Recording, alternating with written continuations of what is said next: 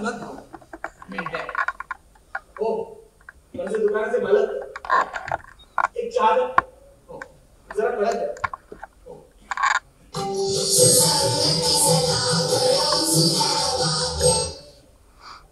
हा बोल सुंदर. मला पण अगं फोन नाही केला म्हणजे उठायला थोडा उशीर झाला त्यामुळे जरा गडबडीत होती. ऑफिसला जाऊन करणारच होता तुला फोन. अगं तसं नाही सोन्या. ऐक ना मला. ऑफिसला जातो आणि करतो ना फोन मग निवांत बोल. आता उशीर होतो. बरं बोल बाबा. हॅलो बोल ना आता. आता का नाही बोलायचं. मूड नाही म्हणजे आता तर तू सांगत होतीस बोलायचंय म्हणून लगेच मूड गेला तुझा. हे जमत नाही म्हणजे what do you mean it's not working.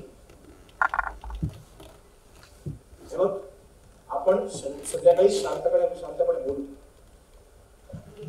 आता नाही. आता मला ठीक आहे बोल. आता बोल. हो ऐकतो. सुंदर प्रत्येक वेळेला गोष्ट इतपर्यंतच नाही लावली का. ब्रेकअप शिवाय दुसरा ऑप्शन नाहीये.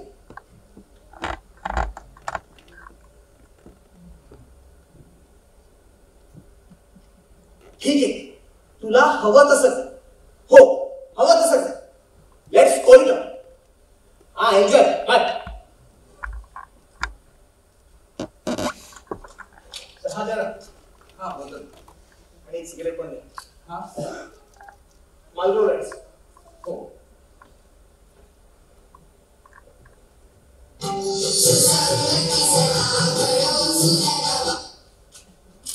Morning boss. येतोय वाटत आहे. रोज रोज नाही बॉस. आजच थोडा उशीर झालाय. गाडी पंक्चर झाली त्यामुळे बस मध्ये आहे. सर सर सर ऐकून तर घ्या. सर मी ऑलरेडी काल मेल केलाय तुम्हाला. टार्गेट पण कम्प्लीट होऊन जाईल सर. YTD ऑलरेडी पॉझिटिव्ह आहे.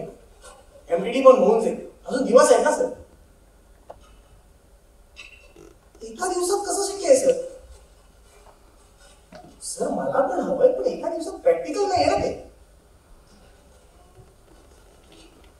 नाही सर. सर मी तुम्हाला काही शिकवत नाही. सर प्लीज वेगळा अर्थ नका लावू. Sorry sir. हो सर करतो सर. Okay sir. हो सर. हो सर. येस. Okay sir. धोका गेला सर. तिच्या आईचा घोस. त्याच्या बापाने तरी एका दिवसात टार्गेट कम्प्लीट केलं होतं. झालाय का.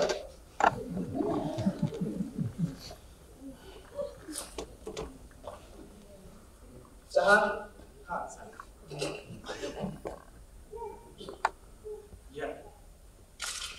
काय झालं दादा. दिवसाची सुरुवात वाईट झाली काय. दिवस आयुष्याला बोलायला लागले. काय झालं. का वाईट झालं. आयुष्यात किती प्रॉब्लेम्स घेऊन चालतात. कुणाला कल्पना नाही पाहिजे. छोटे प्रॉब्लेम्स कुणाला सांगू शकतो. सांगितलं असं त्याचीच दिलं त्याला इग्नोर केलं. माणसाला माणूस नसून मशीन समजलं. खरी पैसे कमावण्याचा मशीन. ऑफिसमध्ये काम करायचं. नाही मी समजू शकतो. हो अजिबात नाही. दुःखात साम्य जरी असलं तरी प्रत्येक माणसाचं दुःख आहे ना ते युनिक असतं. त्यामुळे ते कोणीच कोणाचं समजू शकत घ्या. हा. देवावर विश्वास ठेवा. हे सगळं ठीक आहे. पाठ लावली. त्याची काय दुश्मनी आहे माझ्यासोबत काही कळत नाही. जगातल्या सगळ्या बाबतीत तरी माझाच पत्ता नाही. जर दिवस वाईट गेल्याशिवाय त्याचं जीवनच पतत नाही हो मी. जाऊ द्या ना बोलून तरी काय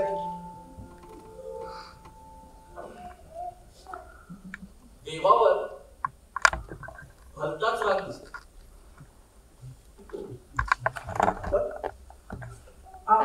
हे माझे मित्र आजच स्वर्गातून स्वीडनहून आले. मोठे मानसशास्त्रज्ञ आहेत doctor Krishna. Hello myself Raghav. Raghav देवावर राग आणि नाव देवाचं आणि त्यातही जाऊ दे. पेहरावावरून वाटत नाही डॉक्टर असतील. विद्येत तर जग असतं ना. तुला तो सॉरी एकेरी हाक मारली तर चालेल ना. तुला तो अक्षय कुमारचा मूवी माहितीये ज्यात तो सायकोलॉजिस्ट असतो. भगवे कपडे घालून रिक्षा करून वाराणसीवरून हवेली देतो. बुलबुलैया. करेक्ट. हे सायकोलॉजिस्ट असेच असतात. जाऊ दे ना डॉक्टर. देवाचं आणि माझं जमेल कधी असं मला नाही वाटत. कसंही ना मला उशीर आहे. एक सांगू आज दांडीमा. काय हो आज दांडीमा. एक दिवस ऑफिसला नाही गेल्याने काहीही फरक नाही पडला. तुझा बॉस पण चिडलाय. गेलास तर अजून किरकिर करणार. सो दांडीमा. आणि दांडे मारून करू काय. बॉसला काय सांगू. काहीतरी काम ना. Sometimes when it's unbearable, take a break. Nobody is indispensable.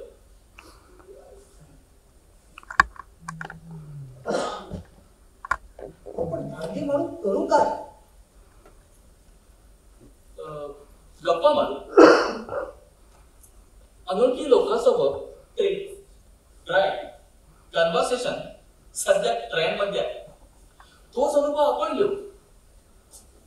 मग काय बोलतो.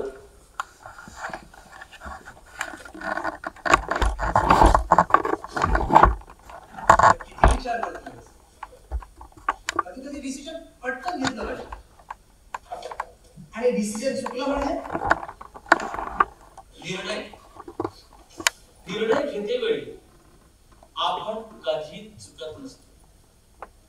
कारण कोणीही जाणून बुजून चुकीचा निर्णय घेत नसतो. आपण नेहमी योग्यच निर्णय घेतो. हा कालांतराने त्या निर्णयाचे अनुभव आपल्याला सांगतात की निर्णय चुकीचा की बरोबर.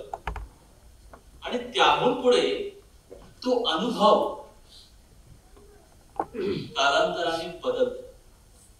एकच निर्णय काही वेळेला योग्य वाटतो तर काही वेळेला चुकीचा. It's a cycle my friend. पण महत्वाचं काय निर्णय घेणं. सही पकडे.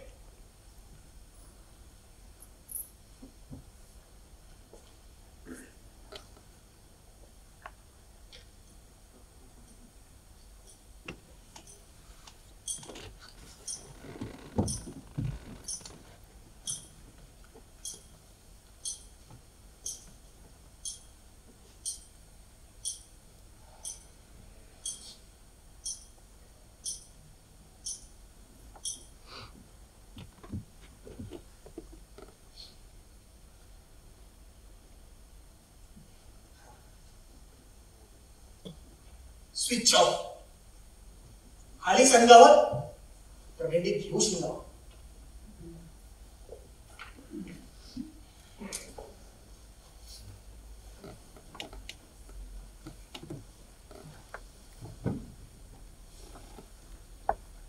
बोल आता, कुठे अडकलायस आयुष्य? बोल.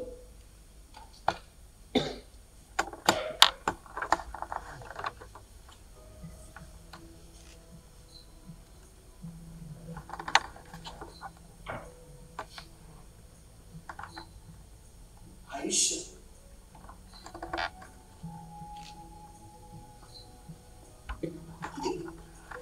ऊन गोंधळ टाकणार ओढा आहे आयुष्य. तुम्हाला माहिती मला ना कधी कधी असं वाटतं की आयुष्याकडे ना खूप छान सेन्स ऑफ ह्युमर हे ना. वर कुठेतरी बसून माझी झालेली तपशा करून नुसतं एन्जॉय कर. मला आपल्या अटींवर नाचवलं.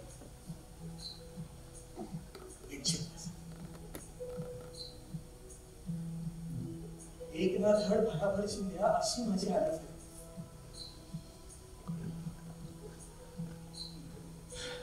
चला सुरुवात माझ्या सोकॉल्ड करिअर पासून. रोज रोज माझी चटणी बनते.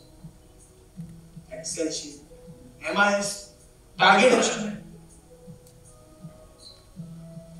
रोज सकाळी 2 तास कॉल चालू हे डिस्कस करायला की आज काय करणार.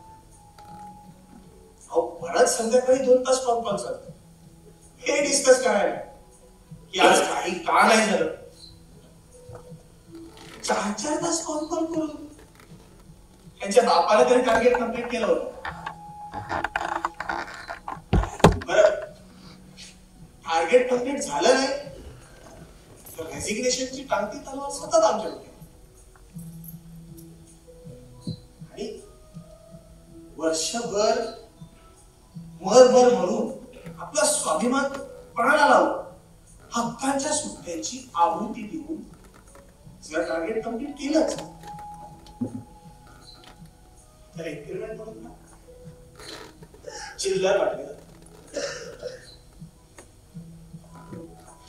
दुसरी नोकरी शोधावी तर सगळीकडे हीच नोकरी. अनोळखी मित्रापेक्षा ओळखीचा शत्रू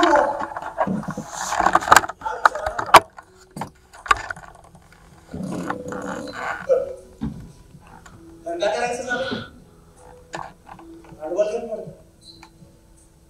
आणि भांडवल जमवलं तर धंदा कसा करायचा हा प्रश्न पडतो.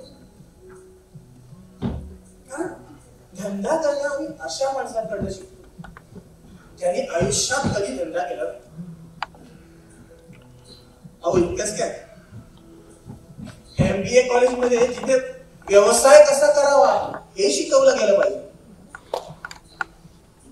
मोठ्या कंपनीमध्ये मोठ्या पगाराची नोकरी कशी करावी हे शिकवलं जातं.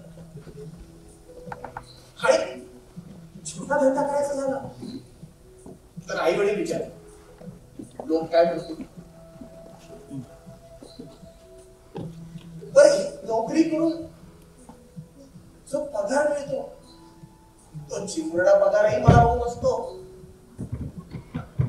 कधी येतो आणि कधी निघून जातो काही कळत. कधी एका दिवस वाटलं ना की मस्त रेस्टॉरंट मध्ये जायचं, मस्त 2 पेय बिर्याणी तंदुरी खायची. तर नेमक्या त्याच दिवशी बँकेतला कुठला तरी हप्ता येईल आणि बजेट आणि अख्खा महिना वडापाववर काढावा लागतो. या नोकरीच्या पैशातून साध्या गरजा पूर्ण होत नाही. घर, गावाकडे जमीन, रिटायरमेंट नंतरचं प्लॅनिंग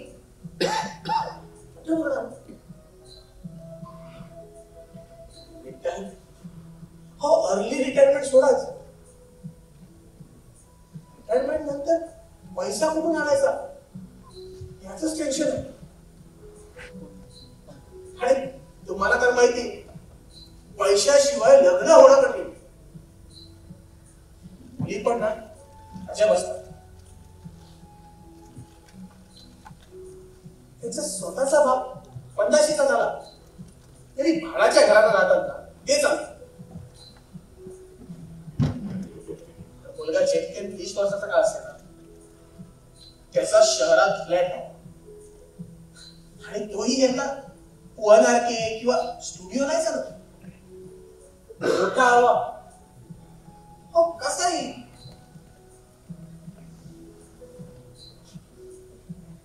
मुलाच्या आई वडिलांनी मुलांबरोबर राहायचं, स्वतः मात्र आपला पगार त्यांच्या घरी देतील आणि उलट म्हणतील माझ्या मम्मी पप्पांनी माझ्यासाठी खूप केलंय म्हणून कॉन्ट्रीब्यूट करायला हवं. अरे मग आम्ही काय वरून पडलं की आमच्या आई वडिलांनी आम्हाला जन्म देऊन रस्त्यावर सोडलं.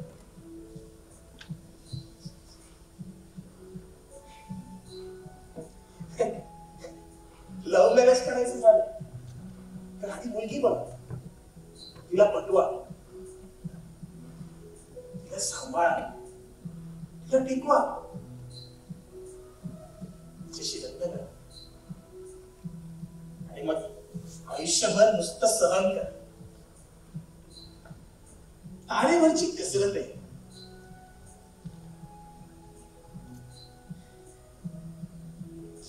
ही माझी सगळी स्वप्न एका संदुकीत बंद करून मनाच्या खोल दरीत घालून दिली.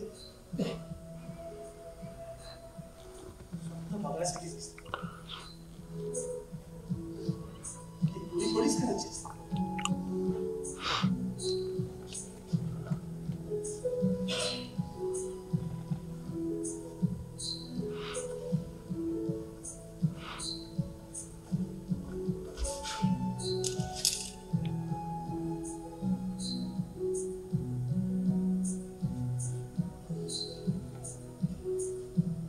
सगळ्या टेन्शन मध्ये ही हातात कधी आहे आणि 90ची तरफ कधी लागली काही समजलं नाही. सोलेस घेऊन लागला पण आरोग्य कॉम्प्रोमाइज, शुगर, बीपी योगा केल्यामुळे तर पाठीचा कणा टाकला, बाकी सगळं सापडायचा. ह्या सगळ्यात एक पक्का सोबती मात्र माझा एकांत, लोनलीनेस हे माझी साथ कधीच नाही सोडली. एका खऱ्या मित्राप्रमाणे तो माझ्या पाठीशी नेहमी उभा होता काय रादर आहे. मी असं नाही म्हटलं की मी हे सगळं एन्जॉय करतो,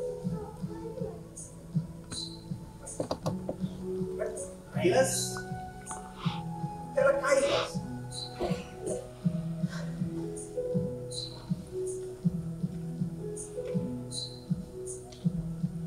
सो हा मी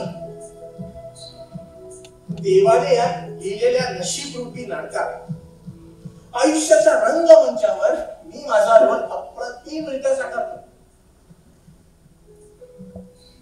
वाटतं काय, आय एम शुअर देव एक अप्रतिम कॉमेडियन आहे.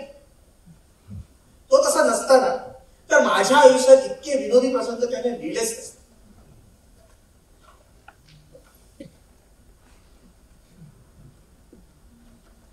देवा जर तू ऐकतोस, जर एक भाव हे जे ग्रँड नाटक तू बसवलंयस ना आणि माझ्या पंच लाईन काढू बघतोय त्याच्यासाठी एक भाव.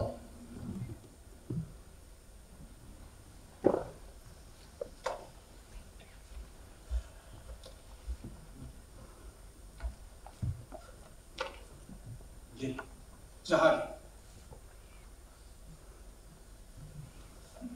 हा मलाही हो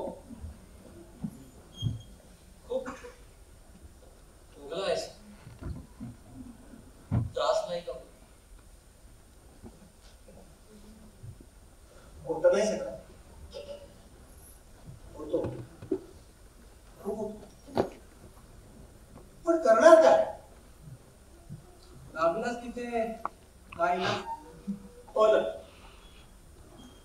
तुझा देवावरचा राग करतो पण त्याची पण काही मजबुरी असेल ना. मजबुरी? कसली मजबुरी? माझ्या आयुष्यात फक्त दुःख द्यायची कसली मजबुरी हो त्याला? चार सुखाचे क्षण आले ना तरी भीती वाटते. दिवस मस्त चांगला चालत असतो मला मात्र सतत अशा वाटत की आता काही ना काहीतरी वाईट होईल. आणि नेमकं तेच घडतं. या फिलिंगला ना इंग्रजीमध्ये एक वर्ड आहे मला आठवत नाही येतो. द फकनिंग. हा त्या फिलिंगला द फकनिंग असं म्हणतात. राईट. गुगल मध्ये सर्च कर सापडेल. बरं ते जाऊ दे. मला एक सांग, तू देवाला एवढं काय बोलतो? एखाद दिवशी समोर येऊन उभा राहिला तर काय करशील? समोर येऊन उभा राहिला तर? हो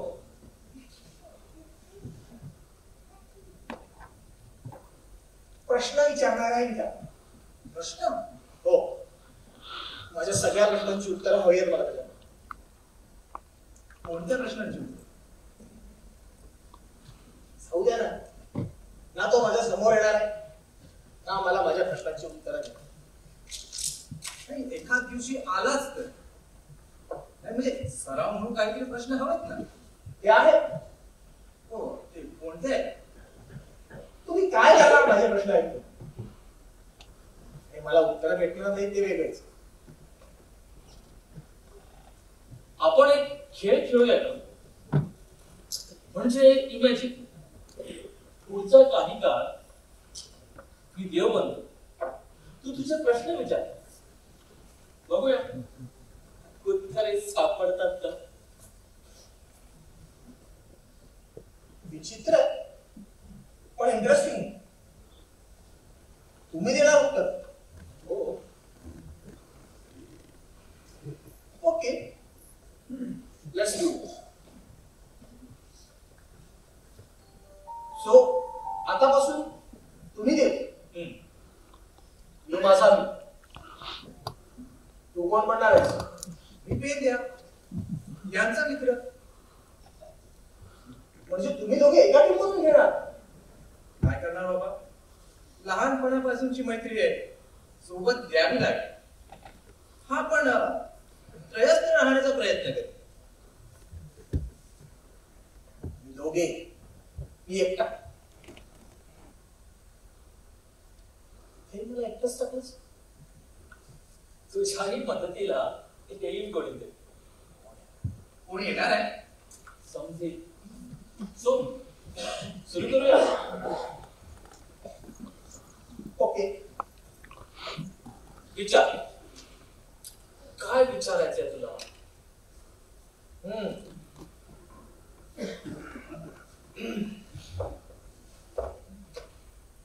आपण रोज प्रार्थना करतो, देवाशी बोलतो. त्या सगळ्या प्रार्थना देव ऐकतो का? की त्या सगळ्या प्रार्थना निरर्थक असतात? तुमच्या कुठल्याच प्रार्थना निरर्थक नसतात. माझ्या भक्ताने केलेली प्रत्येक प्रार्थना मी अगदी लक्षपूर्वक ऐकतो. प्रार्थना सोडाच, तुम्ही जे अगदी सहज माझ्याशी बोलता तेही मी ऐकत असतो. तू ऐकत असतोस?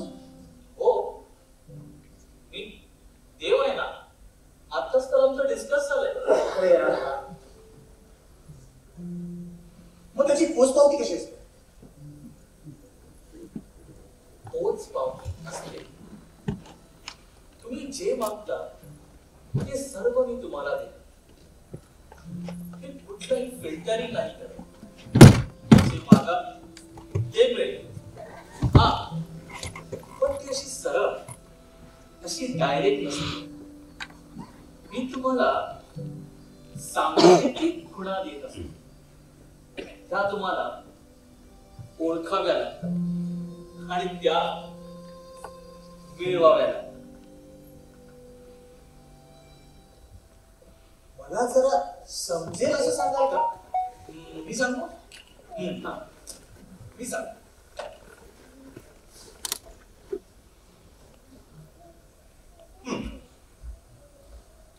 समज तुला हॉलिडे टूरसाठी एका डेस्टिनेशनवर जायचं, तर तू काय करशील? म्हणजे नॉर्मली गुगलवर जाशील, गुगल सर्च करशील, माहिती गोळा करशील आणि गुगल बंद करशील. पण काही वेळाने इन्स्टा, फेसबुक अशा ठिकाणी तुला काही जाहिराती, ऑफर दिसायला लागतात. उदाहरणार्थ रिसॉर्ट्स, फ्लाईट तिकीट्स, तिथे बघण्याची ठिकाणं इत्यादी इत्यादी. बरोबर? हो, अगदी बरोबर. आता कुठली ऑफर स्वीकारावी, कुठली नाकारावी ते तुला ठरवायचंय. बरं, तुझं बजेट असेल आणि तू जाण्याबद्दल सिरियस असशील घेशील, नाही तर सोडून देशील. बरोबर? हो. आता कुठल्याही परिस्थितीत कुठलीही ऑफर स्वीकारली किंवा नाकारली किंवा तिथे येणाऱ्या अनुभवाला जबाबदार कोण? ऑफकोर्स मीच. तसंच आपण देवाकडे प्रार्थना करू, मग आपल्याला संकेत येतात, संध्या येतात. कोणत्या संधीचा फायदा घ्यायचा, कोणत्या नाही हे तुला ठरवायचं. आणि त्याचबरोबर त्याच्या अनुभवाची जबाबदारी तुझीच असते.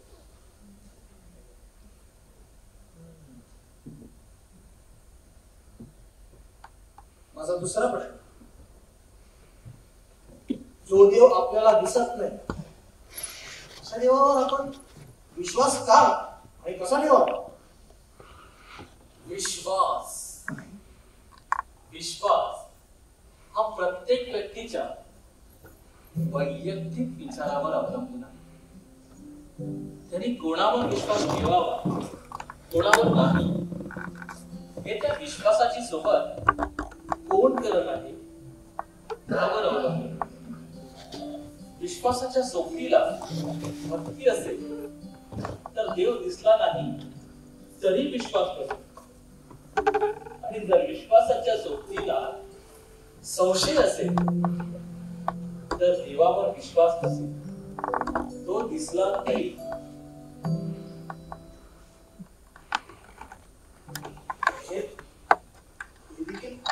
तुझ्यावर अवलंबून.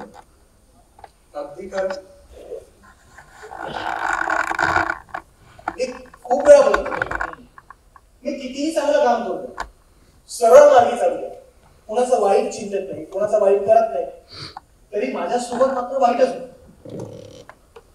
माझी काहीही चूक नसताना मला खूप काही भोगावं लागतं. याच्या उलट समाजात असेही लोक आहेत जे स्कॅम करतात, लोकांना लुबाडतात, फसवतात, देवाला तर अजिबात मानत नाही. त्यांच्यासोबत मात्र सगळं चांगलं चांगलं होतं. असं का? म्हणजे देव पक्षपात करतो, पार्शियलिटी करतो. हो ना? हे उत्तर समजून घेण्यासाठी तुला काही रेफरन्सेस समजून घ्यावे लागेल.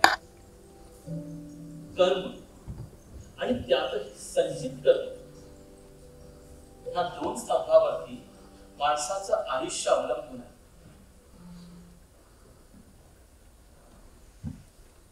कर्म ऐकलं होतं. हे संचित कर्म काय असतं आणि प्रारब्ध मला समजेल असं सांगा ना. संचित म्हणजे गोळा करून ठेवणे, साठवले. जेव्हा तुम्ही एखादं कर्म करता तेव्हा त्याचे फळ तुम्हाला मिळायला सुरुवात होते. पण कर्माच्या नियमाप्रमाणे काही फळ तेव्हाच न मिळता ती राखून ठेवली जातात.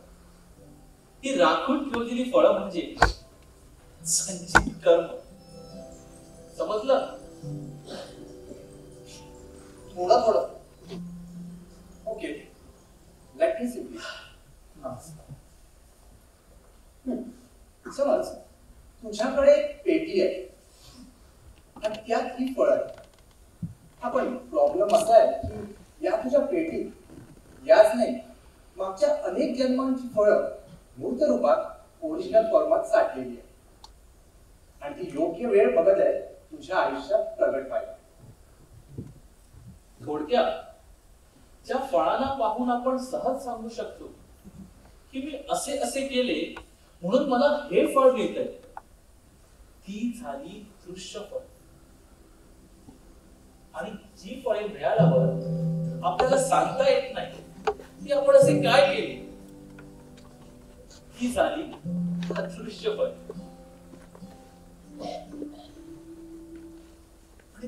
प्रारब्ध म्हणजे ह्या जन्माला मिळणारा संचिताचा एक थोडासा भाग जो तुम्हाला ह्या जन्मातच पूर्ण करावा लागतो, तो भाग म्हणजे प्रारब्ध.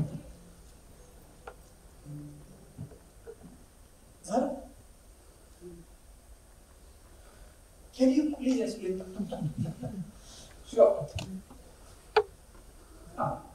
आपण ना मागचं उदाहरण समज तुझ्या संचितामध्ये 100 फळ आहे. याच नाही तुझ्या मागच्या अनेक जन्मांच्या कर्मांची निष्पत्ती आहे. आपण योग्य वेळ नसल्यामुळे तुला ती भोगावी लागली नाही. तर या जन्मात तुझी प्रारब्ध ठरेल. म्हणजे 100 पैकी 20-25 चांगली किंवा वाईट फळ तुला या जन्मात भोगावी लागतात. हा पण हे तुझं पूर्ण संचित नाही, हा त्याचा भाग आहे, पोर्शन आहे आणि याला प्रारब्ध म्हणतात.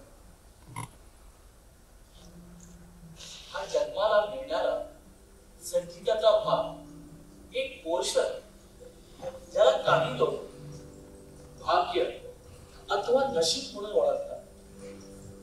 किंतु भाग्य अथवा नशीब ही खूप लहान संज्ञा झाली.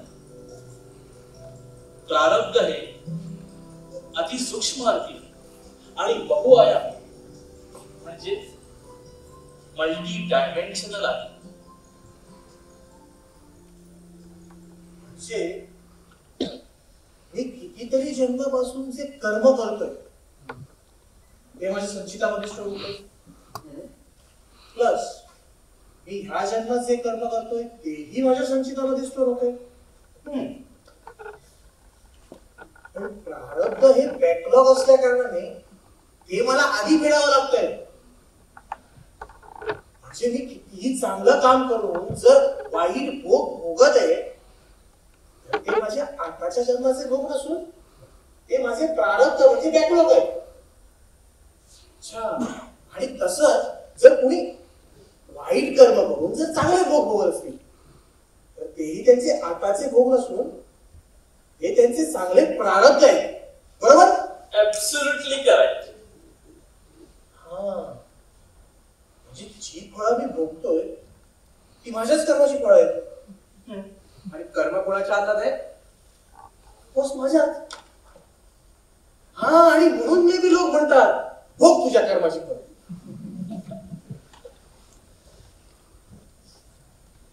पण मला एक सांगा, देव जर आपले भोग बदलू शकत नाही तर मग हे पूजापाठ, कर्मकांड, यज्ञविधी हे ब्राह्मण सांगतात ते यज्ञविधी कर, त्यांचा उपयोग काय?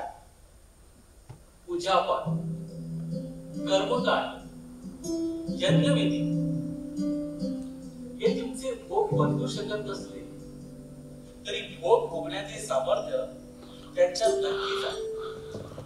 भोग होण्याची ताकद तुला ह्या विधीतून मिळते. Can you please explain? Sure.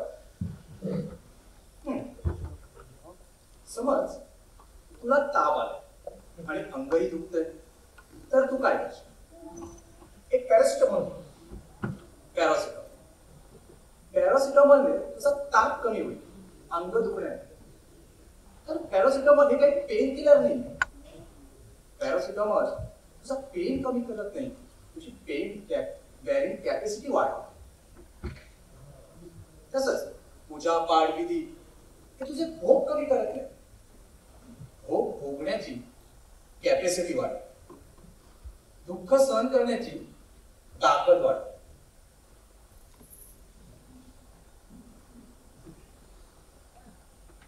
पण मग देवाला खुश कसं करायचं?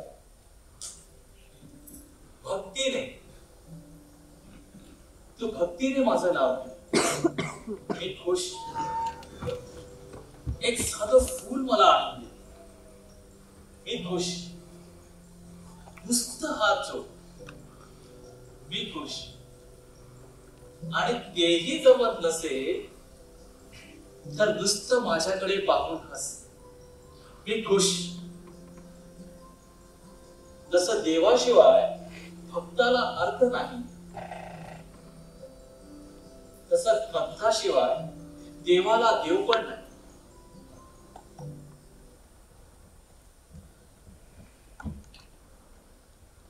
बर, आता मला सांग, आतापर्यंत तुला काय समज?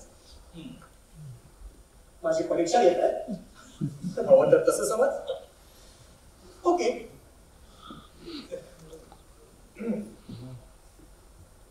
प्रार्थनेतून जे अनुभव आपल्याला मिळतात त्याला आपण जबाबदार. देवावर विश्वास ठेवावा की नाही हे आपल्यावर अवलंबून आहे.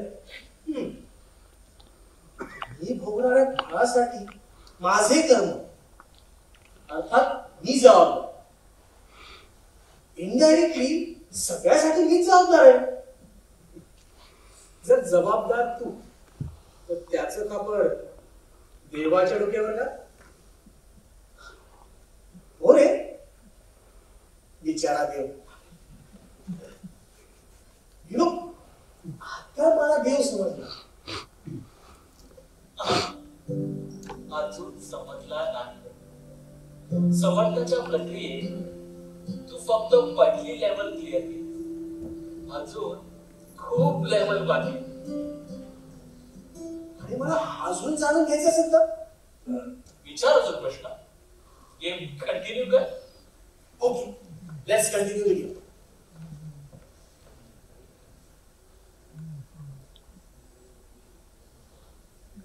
गेम कंटिन्यू करताना मला एखादी लाईफलाईन भेटली असते ना तर बरं झालं असतं. लाईफलाईन? हो, म्हणजे फोन अ फ्रेंड किंवा कॉल अ फ्रेंड. तथास्तु. हा हा खरंच देव समजायला लागला स्वतःला. तो बघ आली तुझी लाईफलाईन.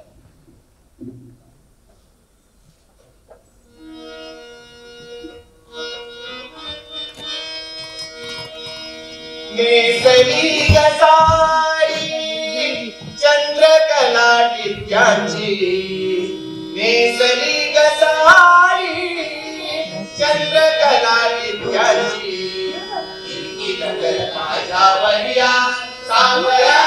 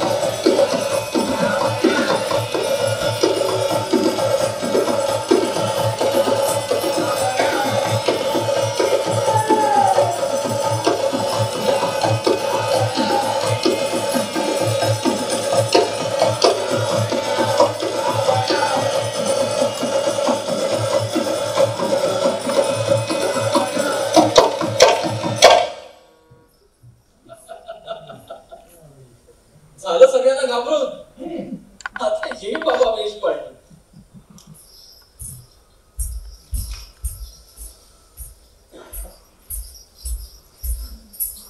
मगाचपासून आपण म्हणत होता कोणीतरी येणार आहे, कोणीतरी येणार आहे, कोणीतरी येणार आहे. हा येणार होता. आणि तुम्हाला खात्री आहे ना तर म्हणजे हा तुमचीच मदत करायला आला. तुमचं आणि याचं कधी जमलं नाही म्हणून म्हणतो. आणि तसंही हा तुमची काय मदत करणार आहे? पेंड्या, मी कारणाशिवाय कोणती गोष्ट करतो का?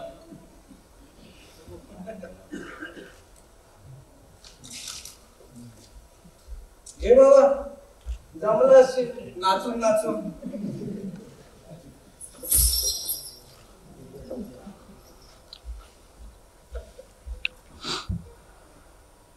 हा झालं का? याला मूर्खात काढून. हे कोण आहे? Okay, let me introduce myself. मी professor Shankasur. Professor? Yes, professor हे माझं डेझिग्नेशन. शंकासुर हा माझा स्वभाव. मनात शंका निर्माण करतो म्हणून मी शंकासुर.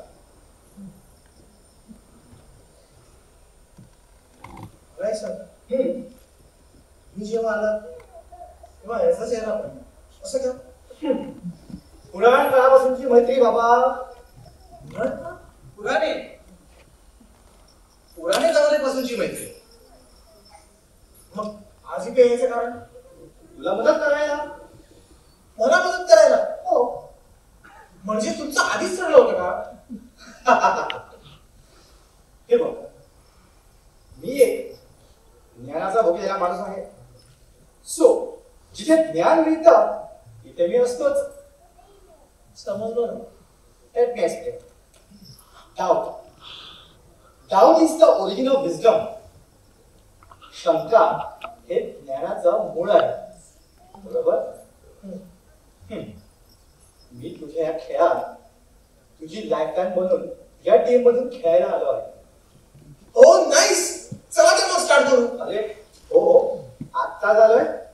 जरा चहा घेतो, विश्रांती घेतो, यांना पण घेऊ दे. काय म्हणता? हो चालेल. चला तर मग भेटूया एका छोट्याशा दिवसानंतर. कारण मी आलोय म्हणजे नक्की काही इंटरेस्टिंग होणारच. चुकू नका, लवकर या.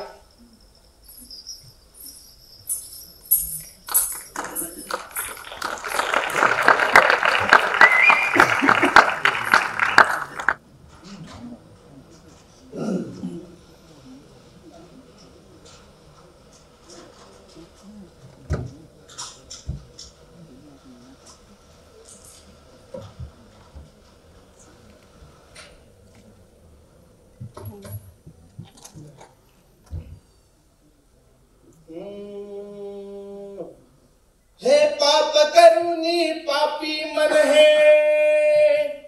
सैरा वैरा पटैर. काय काय केलंस भल्या माणसा देवाला सार कटैर.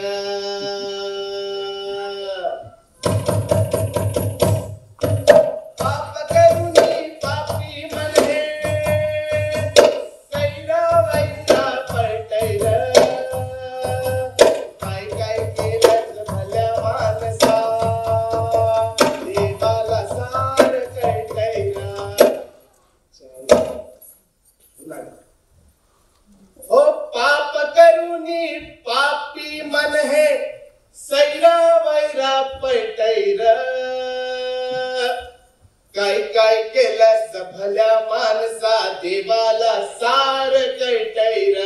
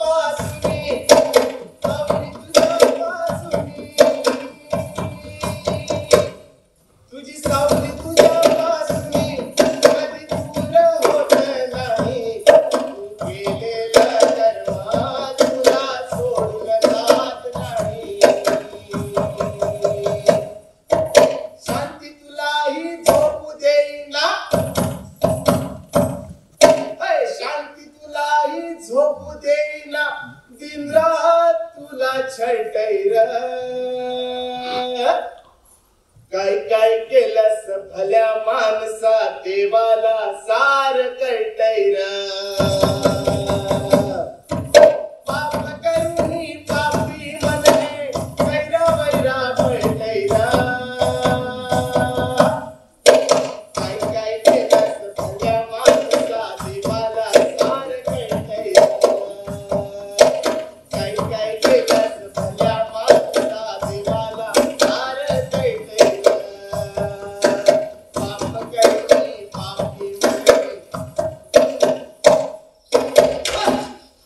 चालेल हे मला सगळं कळतंय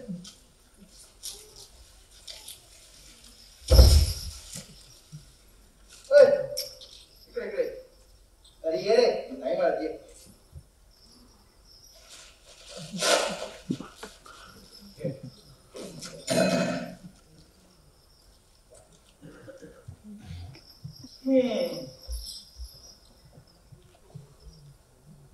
वा आनंद मी तुम्हाला ऑडिबल आहे ना गुड झाला सेटल चहा वगैरे झाला ना ओके हे किती क्या जरा गर्दी होती ना बर आता हे पर्यंत तुम्हाला मी माझी ओळख करून देतो मी शंकासुर मी समुद्राचा राजा होतो माझ्या राज्यात सगळी प्रजा एकदम खुशी राहत होती मला ना समुद्राबरोबर स्वर्गही मिळवायचा होता म्हणून मी स्वर्गावर चालून गेलो आणि एका मोठ्या युद्धात सर्व देवांना आणि इंद्राला पराजित केलं इंद्र तर एका काळोख्या गुहेत जाऊन लपून बसला साऱ्या देवांची अप्सरांची फार दैना केली मला खूप भारी वाटलं पण माझ्या मनात एक विचार आला हे देव असतात ना खूप फुडत असतात हे आपली कुठलीही गोष्ट परत मिळवण्यासाठी कुठल्याही ठाणा जातात ते आपलं राज्य मिळवण्यासाठी काहीही करतील सो त्यांनी काही करण्याबद्दल मला काहीतरी करणं भाग होता माझ्या डोक्यात खुराफाती सुरू झाली जर ह्या सर्व देवांची शक्ती जर संपली तर हे देव काहीच करू शकत नाही थोडं रिसर्च केलं तेव्हा मला समजलं की या सर्व देवांना शक्ती पुरवणारी गोष्ट म्हणजे वेद जर हे वेद आपल्याकडे आले तर सगळ्या देवांची शक्ती आपल्याकडे आणि जर हे वेद मला समजले तर मी ह्या सर्व देवांना कधीही हरवू शकतो आता वेद होते ब्रह्मदेवांच्या कस्टडीमध्ये सत्य लोक अगदी सरळ मार्गी तपश्चर्या करून वेद मिळवायचे हा ओरिजिनल प्लॅन पण ब्रह्मदेवांनी वेद दिलेच नाही तर सारी तपश्चर्या फुकट तेव्हा मी विचार केला रूप पालटून जायचं आणि वेद पळवायचे आणि मी ते वेद पळवले देखील आणि माझ्या राज्यात म्हणजेच समुद्रात जाऊन एका शंकात लपून बसलो घाबरून नाही हा सेल्फ डिफेन्स म्हणून आणि अपेक्षेप्रमाणे हे सगळे देव रडत रडत गेले विष्णूकडे आणि विष्णूने मला ठार करण्यासाठी मत्स्य अवतार घेतला आणि नेहमीप्रमाणे षडयंत्र करून मला ठार केला मला ठार केला याचं दुःख नव्हतं मला दुःख एकाच गोष्टीचं मला ज्ञानापासून वंचित ठेवलं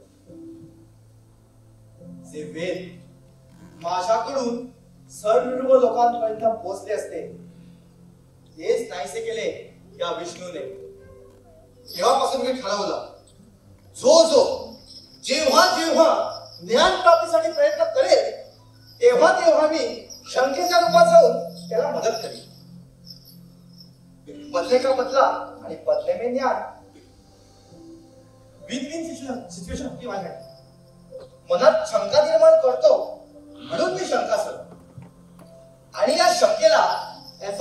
माझं झालं. कुठं होय? अरे आलास, ये. हा आलास फ्रेश. गुड.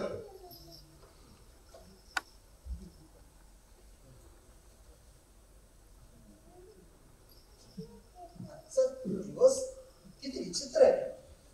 Kind of. सकाळी काय मूड होता, आता काय मूड आहे, सगळं कसं कन्फ्युजिंग आहे. खरं सांगू, I am enjoying this confusion. आता मी आलोय ना, आता सर्व गोष्टी रंजक होतील. पण मला एक गोष्ट नाही समजली. कोणती रे? तू माझी मदत का करतोस? मी तुझी एकट्याची मदत नाही करत. म्हणजे लेट मी एक्सप्लेन. जसं मी तुला सांगितलंय, मी एक ज्ञानाचा भुकेलेला माणूस आहे. सो जिथे जिथे ज्ञान मिळतं मी असतोच. मागापासून मी बघतोय तू जे काही प्रश्न विचारतोयस त्याचप्रमाणे तुला उत्तर मिळतात. बरोबर? तो माझ्याकडे काही रेफरन्स पॉइंट्स आहेत आणि ह्या रेफरन्स पॉइंटच्या आधारावर जर आपण प्रश्न विचारले तर मिळणाऱ्या उत्तरांची क्वालिटी खूप चांगली असेल. सो तुला क्वालिटी ज्ञान मिळालं, तुझ्याबरोबर मलाही मिळालं. म्हणजे तू हे जे सगळे करतोयस हे तुझ्या स्वार्थासाठी. ऑब्विसली यू स्वार्थी. माणसाने कसं निस्वार्थी भावनेने मदत केली पाहिजे. हो गगन, निस्वार्थी भावना. हो डॉक्टर, तुमची ही निस्वार्थीपणे काम करण्याची आयडिया मला ते प्रॅक्टिकल नाही. कारण सगळीकडे जिथे स्वार्थाचं वर्चस्व चाललेल्या आजच्या जगात जर कुणी निस्वार्थीपणे काम करत असेल तर त्याचा लोक त्याच्या भोळेपणाचा फायदा घेतात, त्याला मूर्खात काढतात. ते कसं दाखवणार? निस्वार्थीपणा म्हणजे भोळेपणा नव्हे.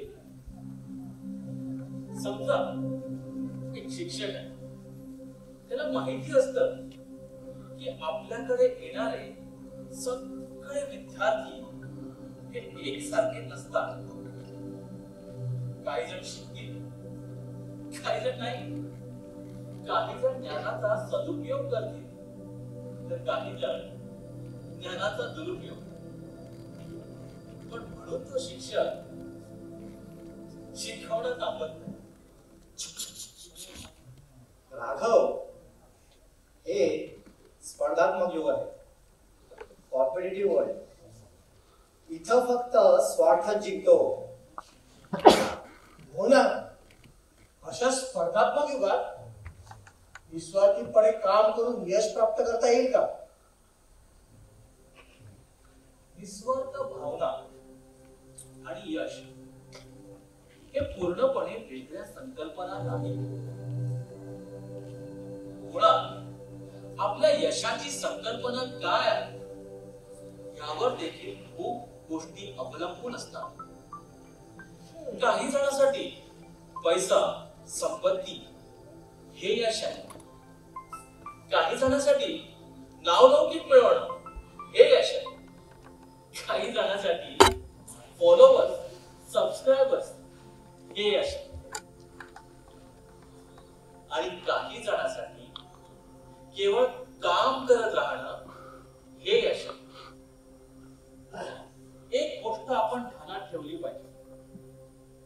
आपण कर्म करीत असताना, स्वतःला फायदा पोहोचवताना इतरांचं नुकसान तर होत नाही. एक व्यक्ती जो केवळ आपल्या फायद्यासाठी काम करतो तो स्वार्थी. पण एखादा व्यक्ती स्वतःला फायदा पोहोचवताना इतरांनाही फायदा पोहोचत असेल तर त्याला स्वार्थी म्हणणं योग्य नाही.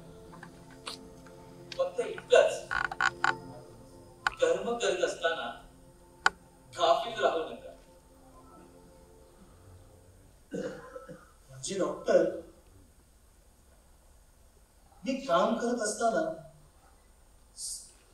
मी माझ्यासोबत म्हणजे मी काम करत असताना माझ्यासोबत इतरांचाही फायदा होत असेल तर मी निस्वार्थीपणे काम करूनही यश प्राप्त करू शकतो. आणि हे माझे सत्कर्म असल्याने याचे चांगले फळ मला मिळते. हो ना? कर्मण्येवाधिकार असते मा फलेषु कदाचन मा कर्मफल हेतुर्भुर्मा ते सडो सत्व कर्म. श्रीमद भगवत गीतेत भगवान श्रीकृष्णाने हा श्लोक सांगितला. ते म्हणतात, कर्म करणं हा तुझा अधिकार आहे, त्यांच्या फळांची अपेक्षा धरून कर्म करत जाऊया. ते म्हणतात ना, कर्म करते चला जा फल की चिंता मत.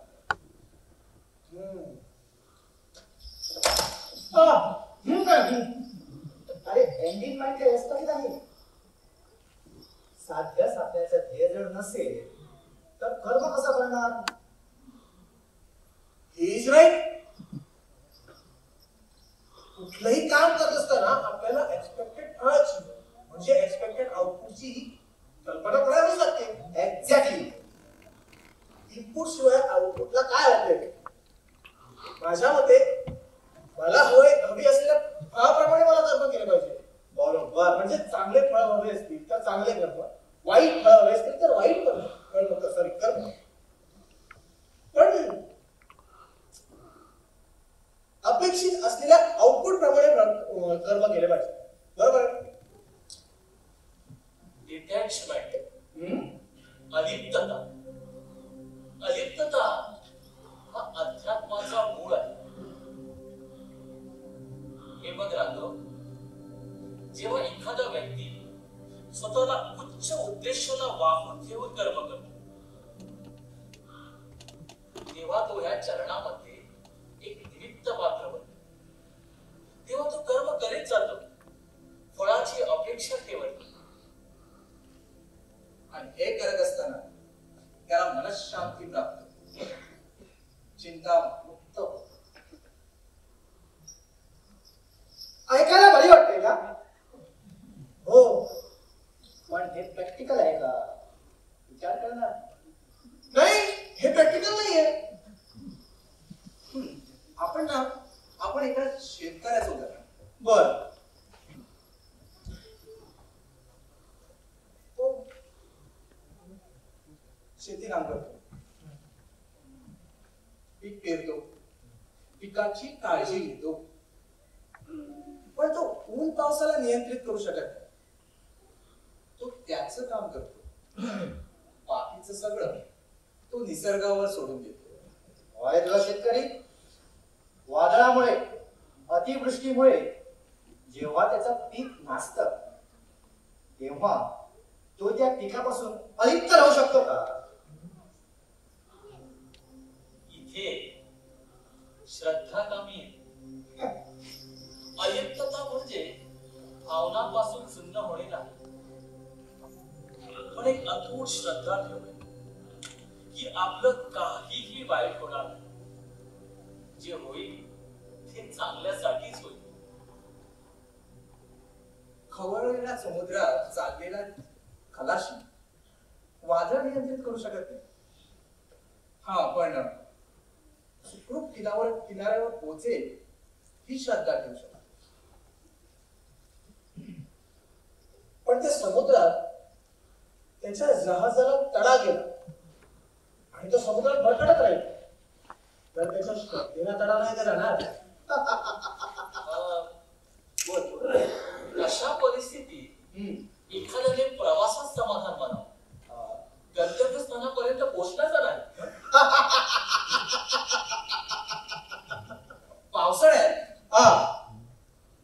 पावसाळ्यात तू ट्रॅकला जातोस. बर. तेव्हा तुझ्या सर्वात जास्त काय लक्षात टेकडीवरचा व्ह्यू की पायथ्याशी घेतलेला चहा, गरमागरम भजी,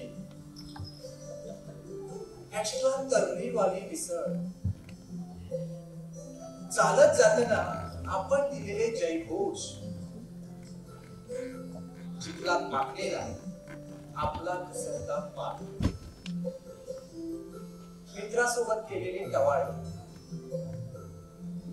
भूक लागल्यावर पावसात भिजलेली आपण खाल्लेली अर्धी भिजलेली पाव, पार्लेजीची बिस्किट, काय आठवतो?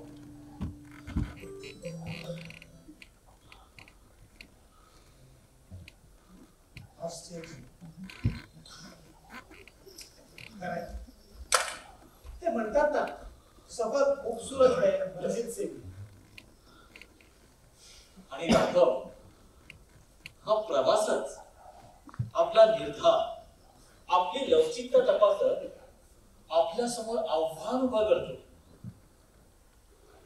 आणि ही आव्हानं जिंकताना त्याला सामर्थ्य सापडतं.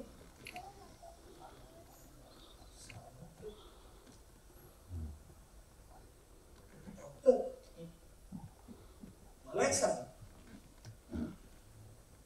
काही मिळवताना सामर्थ्य सापडतं का? म्हणजे काही गमावताना, सोडताना, भाग करताना सामर्थ्य नाही सापडत.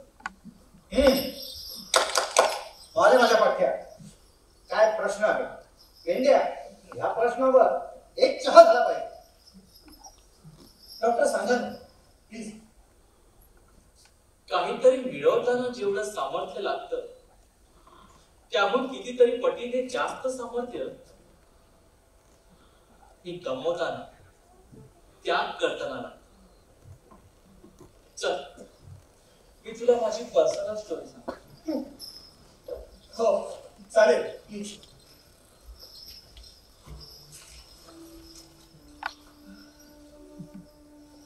माझा जन्म काळ कोठडीचा. मी जन्माला यायच्या आधीपासून मला मारण्याची तयारी झाली. ज्या रात्री माझा जन्म झाला त्याच रात्री मी माझ्या आई बाबापासून दूर आलो. पण ती लहानपणापासून माझ्यावर अनेक हल्ले झाले. लहानपणापासून ऐकतोय त्यांच्या सर्व समस्यासाठी मी कारणीभूत. वयाच्या 16 वर्षापर्यंत माझं कुठलंही शिक्षण नाही झालं.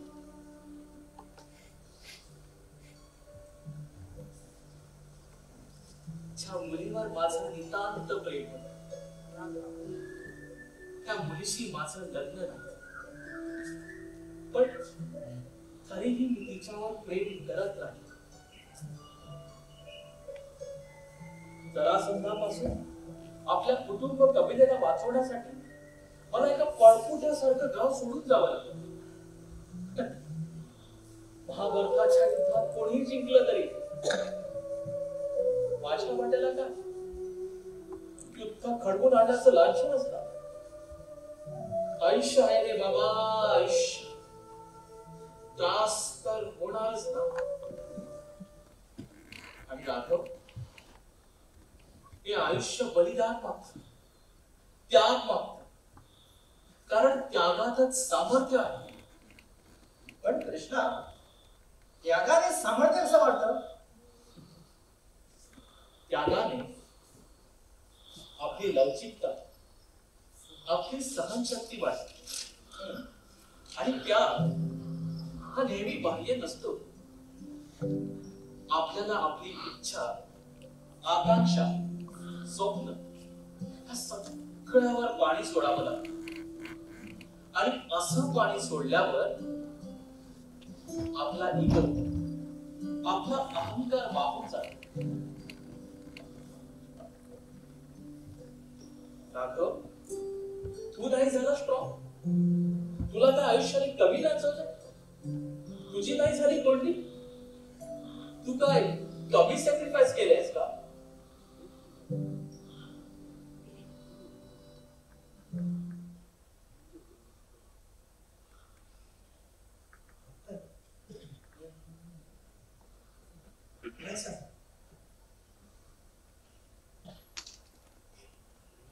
डिप्रेशन, एन्झायटी, ब्रेकअप, हे सगळं होतं तेव्हा कसं मॅनेज करायचं? म्हणजे आपल्याला माहित आहे की ह्या सगळ्या गोष्टींचा आपल्याला त्रास होणारच आहे, तरी पण काही गोष्टी आपल्याला मनाविरुद्ध कराव्याच लागतात. तेव्हा हे इनर पीस कसं मेंटेन करायचं? बरोबर. डिप्रेशन, ब्रेकअप, एन्झायटी हे खूप आव्हानात्मक असतात, पण त्याचबरोबर त्या आपल्याला मानसिकरित्या प्रगल्भ होण्याची संधी देतात. उदाहरणार्थ, आपल्या आयुष्यातील एखादी जवळची व्यक्ती जर आपल्याला सोडून गेली अथवा मृत्यू पावली तर त्याचं आपल्याला खूप दुःख होतं. पण अशा हृदय पिळवटून टाकणाऱ्या घटना आपल्याला आतून पूर्णपणे बदलून टाकण्यासाठी प्रेरक होतात. आयुष्यातील असे झटके आपल्याच मनात साठलेल्या आपल्या ताकदीशी ओळख करून देतात. ती ताकद आपल्याला आधार देते. जर ह्या ताकदीला आपण नियंत्रित केलं तर आपण हिरो बनतो, आणि जर ह्या ताकदीला आपण बळी पडलो तर खेळ खल्लास. ब्रेकअप झाल्यावर आपला कबीर सिंग बनवायचा की दशरथ मांझी हे केवळ आपल्या हातात.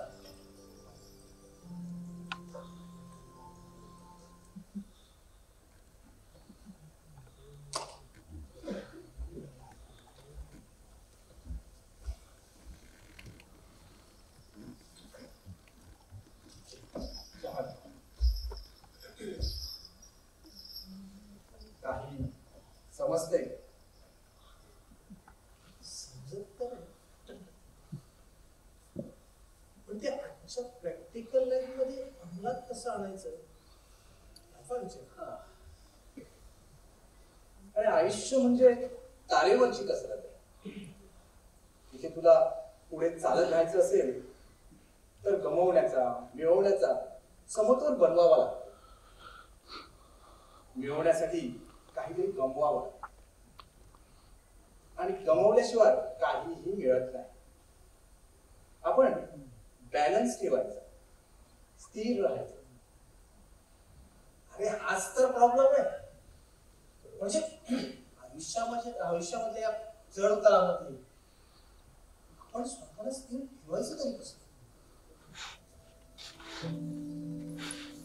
दुःखेश्वरो विघ्नमनः सुखेषु विगतस्पृहः वितराग भय क्रोधः सिद्धधीर्मुनिरुच्यते. हे ऐकलंय कुठेतरी? भगवद्गीता अध्याय 2 श्लोक 56. मग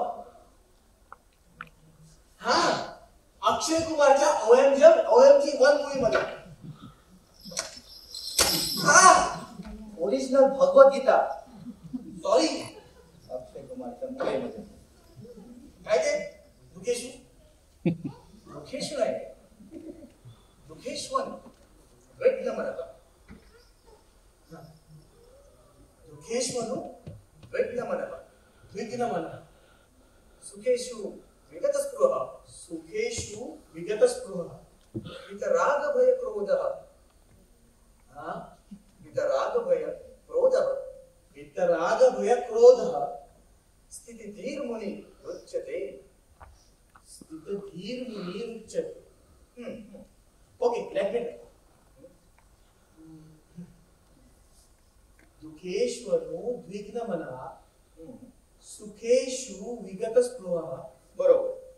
वितराग भय क्रोधः स्थितधीर मुनिरुच्यते.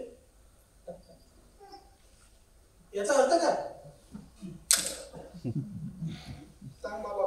दुःखदायक प्रसंगी जो उद्विग्न होतो म्हणजे कष्टी होतो, सुखाच्या प्राप्तीने जो हुरळून जातो, तसेच ज्याची प्रीती, भय, क्रोध काहीसे झाले असा मनुष्य स्थिर बुद्धीचा आहे असं म्हटलं जातं. पण प्रश्न ह्या स्थिर बुद्धीपर्यंत कसं पोचता येईल? स्थितप्रज्ञ ही स्थिती एका रात्रीत मिळणारी गोष्ट नाही. आत्मशोधाचा तो एक निरंतर प्रवास आहे. आणि ह्या प्रवासाचा आरंभ होतो आत्मपरीक्षणात. आत्मपरीक्षण? हो राघव, आत्मपरीक्षण. सगळ्यात आधी आपल्याला आपल्या भावनांची, विचारांची जाणीव झाली पाहिजे. हे बघ राघव, मन एका जंगली अश्वाप्रमाणे बेलगाम आणि अदम्य, त्यावर पकड मिळवणं हे तसं सोपं नाही. आत्मपरीक्षणाने तुम्ही तुमच्या विचाराचे निरीक्षण करू शकता, कोणत्याही निष्कर्षाशिवाय. निष्कर्षाशिवाय निरीक्षण कसं शक्य आहे? अवश्य. कोणत्याही भावनांना, विचारांना पटकन आवेगाने व्यक्त होऊ नका. त्या विचारांकडे, भावनांकडे एक त्रयस्थ म्हणून पाहण्याचा प्रयत्न करा.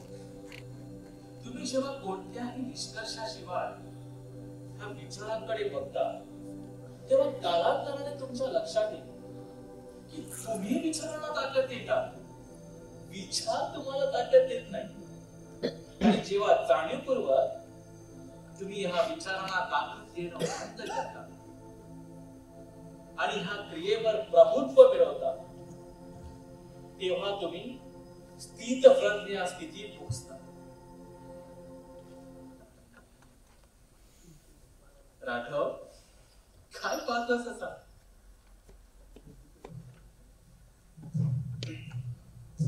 काय चाललंय?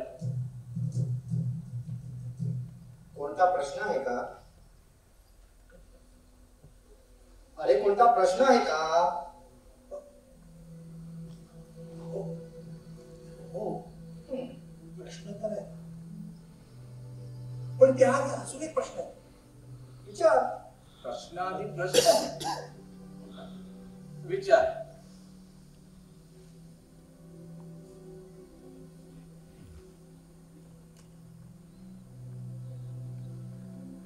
मी कोण आहे? मी का जन्माला आलो? माझ्या आयुष्याचा उद्देश काय?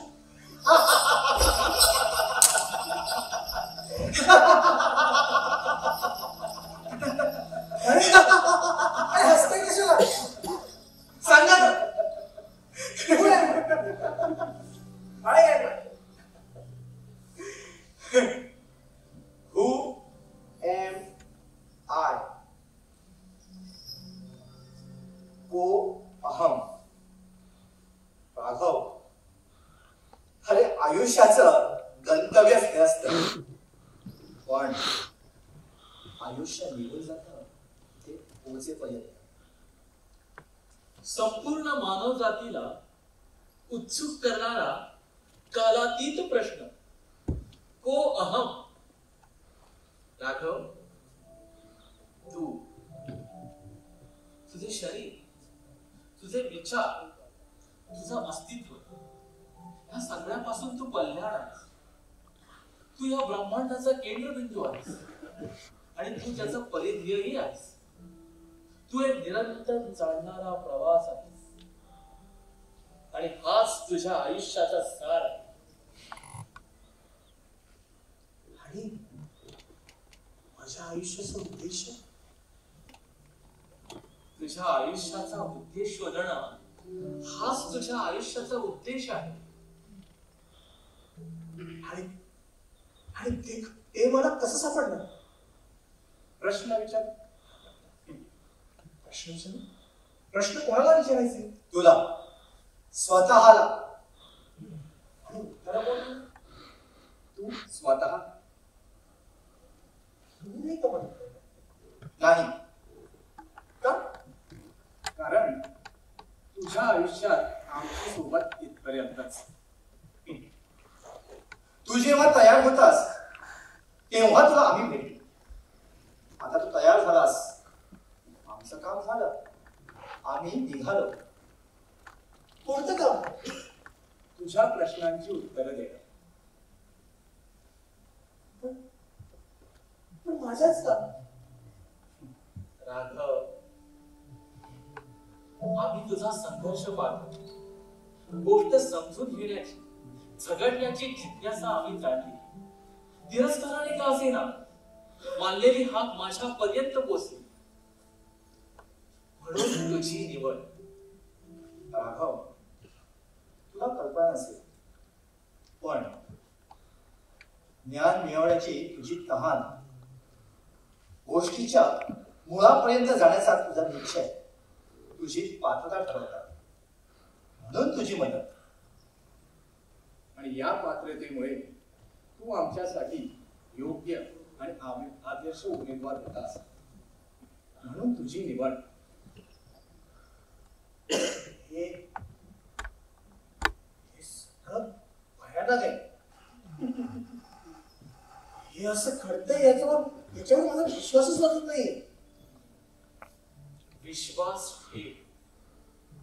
आयुष्य हे रहस्याने भरलेलं आहे. आणि असे रहस्य कधी कधी अविस्मरणीय प्रवासाला कारणीभूत ठरतात.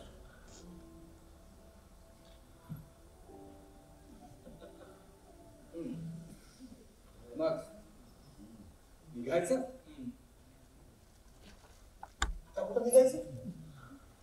पुन्हा दुसऱ्या राघवाकडे. नवीन प्रश्नांच्या शोधात. एक शेवटचा प्रश्न. एक शेवटचा प्रश्न. मगाचचा अर्धवट राहिलेला प्रश्न. हो, विचार.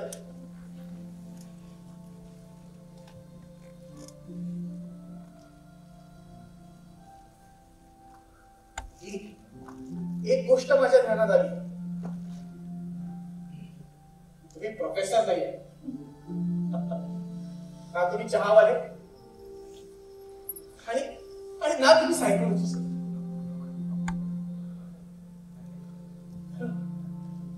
तर तुम्ही कोण आहात ते मला सांगाल का प्लीज? राघव, मी शंकासुर. कुळाने मी एक राक्षस किंवा दैत्य.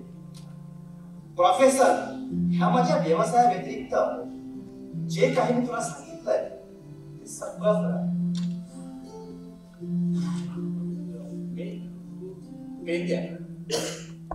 भगवान श्रीकृष्णाचा बालमित्र, सेवक, सवंगडी, वाट्याड्या कालीही ना.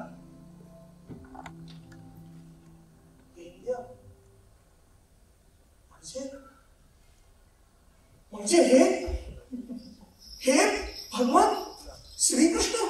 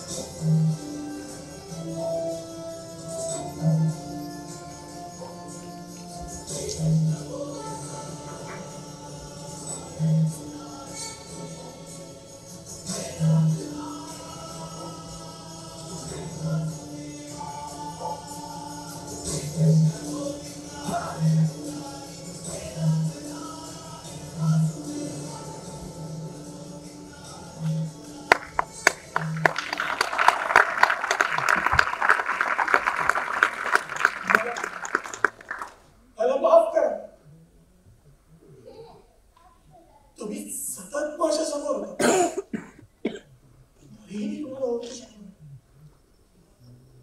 नाही. मला माफ करा.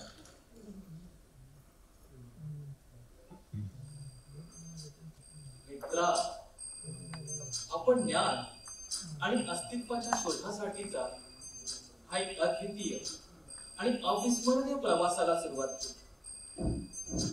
मला ह्या प्रवासाबद्दल काही बोलायचं आहे. आयुष्य हे अनुभवाचा गाठ पडलेला गुंज आहे. इथे प्रत्येकाची एक वेगळी स्वतंत्र वाट, त्यांच्या सुखदुःखाचा, संघर्षाचा संच ठरलेला. हा संघर्ष तुमच्या आत लपलेल्या अफाट शक्तीला आव्हान देतो. हा संघर्षाचा काळ कुणाहीसाठी सुखद नसतो. मनात अनेक असंख्य प्रश्न निर्माण होतात. तेव्हा स्वतःला एकटं समजून की तुमच्या सोबत उभा आहे, तुमच्या सोबत सगळ्या प्रश्नांची उत्तरे द्यायला. तुमचा मित्र बनून, तुमचा गुरु बनून, किंवा तुमच्या प्रवासातला मैदानाचा दगड बनून. आयुष्य समजून घ्यायचे असेल तर योग्य वेळी योग्य प्रश्न विचारा. कारण मी इथेच आहे. हाकेच्या अंतरावर तुमच्या एका हाकेने मी तुमच्यासाठी धावत येईल. पण एक मात्र तुम्हाला सरळ प्रश्नाची सरळ उत्तरे कधीच मिळणार नाही. त्या तुम्हाला संधी अथवा आव्हानाच्या रूपातच मिळतील. हा प्रवास असाच सुरू राहतो. मी इथेच आहे. कारण अहमात्मा गुडाकेश सर्वभूताशय स्थितः अहमादिश्च मध्यंच भूतानामत एवच. हे राघव, मी ईश्वर आहे. मी आदी आहे, मी मध्य आहे आणि मीच अंत आहे. तुम्ही सगळे माझेच अंश आहात आणि मी तुमचा अंश आहे. तुम्ही सगळे आत्मा म्हणून माझ्यात बसलेले आहात आणि तुमचा आत्मा मी आहे. ह्या पृथ्वीवरील सर्व जीवसृष्टी, मग तो मनुष्य असेल, पक्षी असेल, पशु असेल अथवा राक्षस किंवा पिशाच असेल, हे सर्व माझ्यापासून उत्पन्न झाले आहे. या सर्व जीवांना चालना मी देतो आणि एके दिवशी आपले आयुष्य जगून हे माझ्यामध्येच विलीन होतात.